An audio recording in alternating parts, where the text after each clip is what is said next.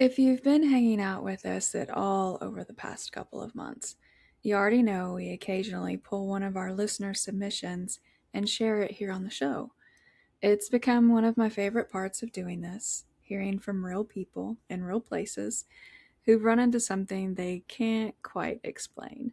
Sometimes it's strange, sometimes it's unsettling, sometimes it's just odd enough that it sticks with you. If you have a story of your own, whether it's something you experienced, something a family member swears happened, or something that's just lived rent free in your head for years, I want to invite you to reach out through our website and tell us about it. You can stay completely anonymous. You don't have to be a writer. You don't have to make it sound spooky. And you don't have to believe in anything specific.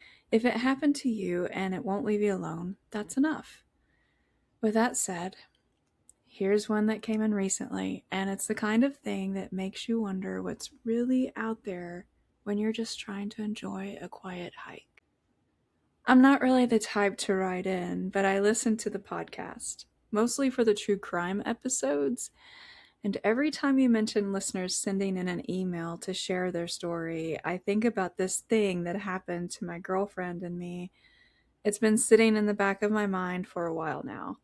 I'm not trying to make it into something huge, but I figured maybe someone else has seen something similar, or at least could tell me I'm not imagining things.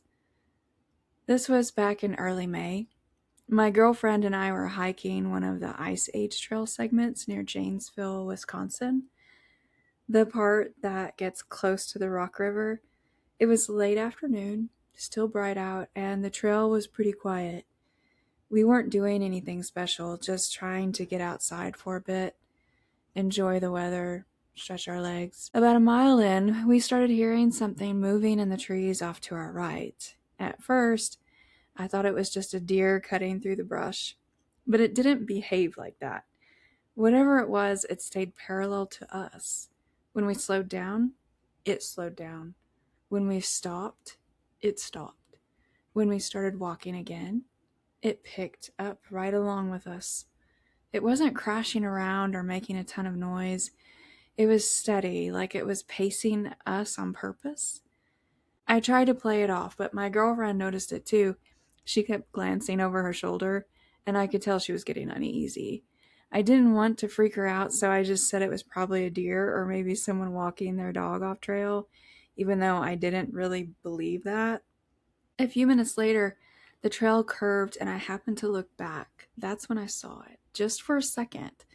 A shape, tall, dark, standing between two trees.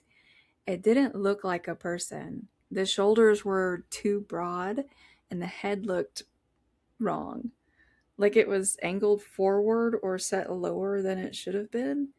I only saw it for maybe 2 seconds before it stepped back out of sight, like it didn't want to be seen. We didn't run, but we definitely picked up the pace. The whole way back toward the parking area, we could hear it again, moving just off the trail, keeping up with us. Not charging or breaking branches, just following. When we got close to the lot, the sound stopped completely, like it peeled off and disappeared.